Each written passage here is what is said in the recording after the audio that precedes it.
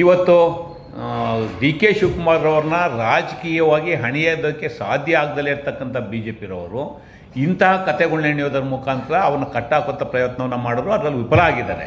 ಯಾಕೆ ಈ ಮಾತನ್ನು ಹೇಳ್ತೀನಿ ಅಂದರೆ, ಗುಜರಾತ್ ರಾಜ್ಯಸಭಾ ಚುನಾವಣೆಯಲ್ಲಿ ಅಹಮದ್ ಪಟೇಲ್ರವರಿಗೆ ಏನು ಬೆಂಬಲವನ್ನು ನಾವು ಘೋಷಣೆ ಮಾಡಿ ಡಿ ಕೆ ಶಿವಕುಮಾರ್ ಅವ್ರ ಗೆಲುವಿಗೆ ಸಹಕಾರವನ್ನು ಕೊಟ್ಟರು, ಆವತ್ತಿಂದ ಹಿಡಿದು ಇಲ್ಲಿಯವರೆಗೆ ವ್ಯವಸ್ಥಿತವಾಗಿ ಅವರು ಕೇಂದ್ರ ತನಿಖಾ ಸಂಸ್ಥೆಗಳನ್ನ ದುರುಪಯೋಗ ಮಾಡಿಕೊಂಡು ಅವ್ರ ಮೇಲೆ ಕೇಸ್ಗಳನ್ನ ಹಾಕಿ ಅವ್ರನ್ನ ತಿಹಾರ್ ಜೈಲಿಗೆ ಕಳಿಸಿ ಕೊಡಬಾರ್ದ ಕಷ್ಟವನ್ನು ಕೊಟ್ಟು ತಿಹಾರ್ ಜೈಲಲ್ಲಿ ಅಧಿಕಾರಿಗಳನ್ನ ಬಿಟ್ಟು ನೀವು ಬಿ ಜೆ ಪಿಗೆ ಸೇರ್ಕೊಳ್ಳಿ, ನಿಮ್ಮ ಮೇಲೆ ಇರೋ ಕೇಸ್ಗಳೆಲ್ಲ ವಾಪಸ್ ತಗೋತೀವಿ, ಈ ಥರದ್ದೆಲ್ಲ ಒತ್ತಡವನ್ನು ಹಾಕಿ ಅವ್ರ ಮೇಲೆ ಕೆಲವು ಸುಳ್ಳು ಮೊಕದ್ದಮೆಗಳನ್ನು ದಾಖಲು ಮಾಡಿ ಅವ್ರನ್ನ ಹಣಿಯುವಂಥ ಪ್ರಯತ್ನವನ್ನು ಮಾಡಿದ್ರು.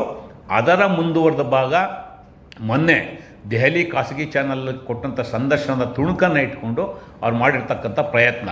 ಇವತ್ತು ಕರ್ನಾಟಕದಲ್ಲಿ ಏನು 25-26ನೇ ಸಾಲಿನ ಬಡ್ಜೆಟನ್ನು ಸನ್ಮಾನ್ಯ ಸಿದ್ದರಾಮಯ್ಯನವರು ಮಂಡಿಸಿದ್ದಾರೆ.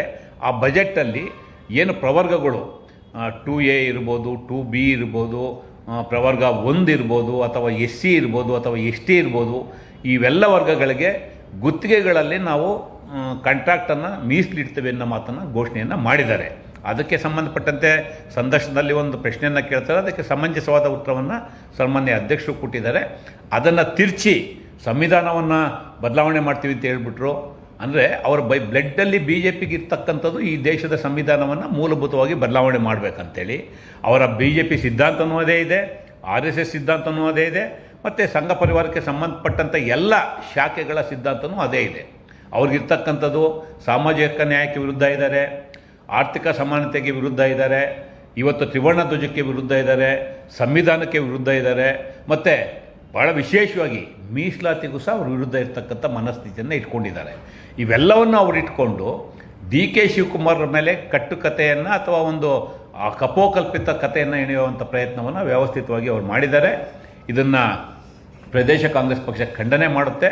ಮತ್ತು ನಾನು ಭಾಳ ಸ್ಪಷ್ಟವಾಗಿ ಹೇಳ್ತೀನಿ, ತಾವೇನು ತಮ್ಮ ಹತಾಶ ಮನೋಭಾವದಿಂದ ಇವತ್ತು ಸನ್ಮಾನ್ಯ ಡಿ ಕೆ ಶಿವಕುಮಾರ್ ಮೇಲೆ ಮಾಡ್ತಕ್ಕಂಥ ಪ್ರಯತ್ನ ಏನಿದೆ, ದಯಮಾಡಿ ಇದರಿಂದ ನಿಮಗೆ ಇದು ತಿರುಗುಬಾಣ ಆಗುತ್ತೆ.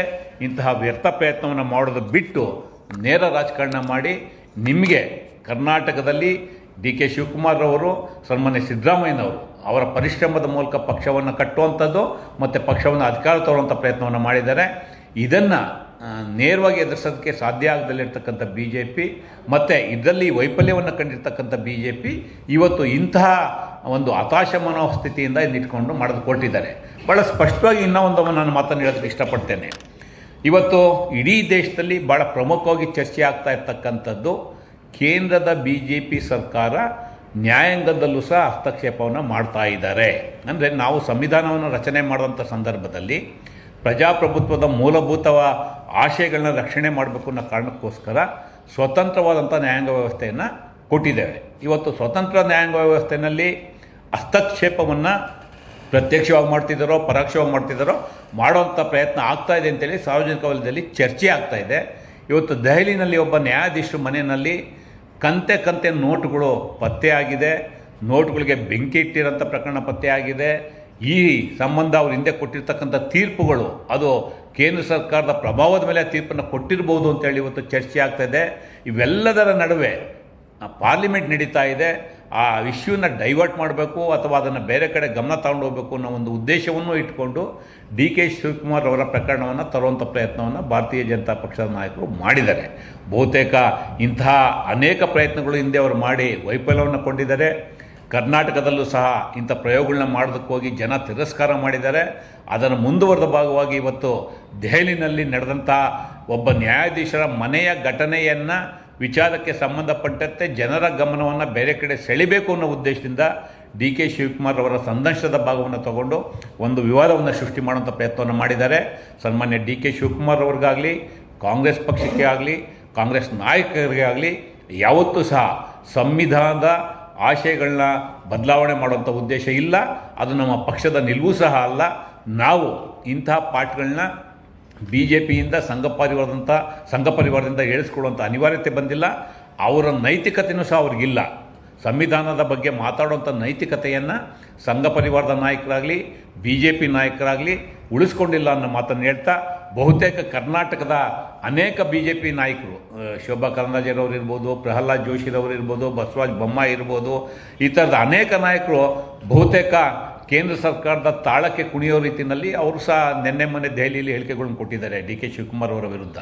ನಾನು ಕರ್ನಾಟಕದಿಂದ ಆಯ್ಕೆಯಾಗಿರ್ತಕ್ಕಂಥ ಭಾರತೀಯ ಜನತಾ ಪಕ್ಷದ ಪಾರ್ಲಿಮೆಂಟ್ ಸದಸ್ಯರಿಗೆ ವಿನಂತಿ ಮಾಡ್ತೀನಿ, ಈ ರಾಜ್ಯದ ಅಭಿವೃದ್ಧಿ ಬಗ್ಗೆ ಧ್ವನಿಯನ್ನು ಎತ್ತಿ ಅವ್ರು ಮಾಡ್ತಾ ಇರ್ತಕ್ಕಂಥ ಪ್ರಶ್ನೆಗಳು ನನಗೆ ಆಶ್ಚರ್ಯ ಮತ್ತು ನಗು ಎರಡೂ ಬರುತ್ತೆ. ಯಾಕೆಂದರೆ ಉದಾನ್ ಫ್ಲೈಟ್ ಕೊಡಿ ಅಂತ ಅವ್ರ ಪ್ರಶ್ನೆಗಳು ಆಗ್ತಾರೆ ಲೋಕಸಭೆಯಲ್ಲಿ ಹೋಗಿ. ಅಂದರೆ ಇವ್ರ ಕ್ಷೇತ್ರ ಕೊಡೋದಕ್ಕೆ ಕನ್ಸೆಷನ್ ರೇಟಲ್ಲಿ ಟಿಕೆಟ್ಗಳು ತಗೊಳ್ಳೋದಕ್ಕೆ ಉದಾನ್ ಫ್ಲೈಟನ್ನು ಬಿಡಿ ಅಂತೇಳಿ ಕೇಂದ್ರ ಸರ್ಕಾರದ ಪ್ರಶ್ನೆ ಕೇಳಿದಂಥದ್ದು ಬೇಕಾದ ದಾಖಲೆ ಸಮೇತ ನಾನು ಸಾರ್ವಜನಿಕರ ಮುಂದೆ ಇಡೋದಕ್ಕೆ ತಯಾರಿದ್ದೇನೆ. ಸನ್ಮಾನ್ಯ ಜಗದೀಶ್ ಶೆಟ್ಟರ್ ಆಗಲಿ ಬೇರೆಯವರಾಗಲಿ ಕೇಂದ್ರದ ಪಾರ್ಲಿಮೆಂಟ್ನಲ್ಲಿ ನಡೀತಾ ಇರ್ತಕ್ಕಂಥ ಪ್ರಶ್ನಾವಳಿನಲ್ಲಿ ಈ ಪ್ರಶ್ನೆಗಳು ಇಟ್ಟಿದ್ದಾರೆ. ಅಂದರೆ ಇವರಿಗೆ ರಾಜ್ಯದ ಅಭಿವೃದ್ಧಿ ಬಗ್ಗೆ ಕೇಳೋದಕ್ಕೆ ತಾಕತ್ತಿಲ್ಲ, ರಾಜ್ಯದ ಅಭಿವೃದ್ಧಿ ಬಗ್ಗೆ ಮಾತಾಡೋದಕ್ಕೆ ತಾಕತ್ತಿಲ್ಲ.